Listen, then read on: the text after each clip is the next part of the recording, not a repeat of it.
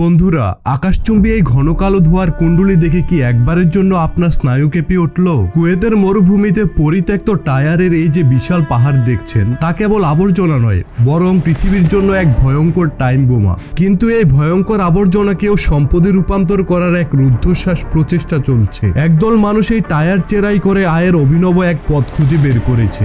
এই পদ্ধতিকে বিজ্ঞানের ভাষায় বলা হয় পাইরোলাইসিস। বিশাল এক লোহার রিয়েক্টরের ভিতরে টায়ারগুলিকে ঢুকিয়ে প্রায় 500 ডিগ্রি সেলসিয়াস তাপে উত্তপ্ত করা হয়। বিস্ময়কর বিষয় হলো, অক্সিজেন ছাড়া এই প্রচন্ড উত্তাপে টায়ারগুলো জ্বলে যায় না, বরং গলে গিয়ে এক ধরনের গাঢ় বাদামি তেলে রূপান্তরিত হয়। এই তেলকে পরবর্তীতে বিশেষ প্রক্রিয়ায় ডিজেলে রূপান্তর করা হয়। এছাড়াও এখান থেকে পাওয়া যায় দামি কার্বন ব্ল্যাক এবং প্রচুর পরিমাণে স্টিলের তার। আপাত দৃষ্টিতে একে চরম লাভজনক মনে হলেও এর পিছনে লুকিয়ে আছে এক অন্ধকার গল্প। এই অনিয়ন্ত্রিত কারখানাগুলো থেকে নির্গত বিষাক্ত গ্যাস আর অসহ্য পচা গন্ধ কয়েক কিলোমিটার এলাকাকে এক জীবন্ত নরকে পরিণত করে।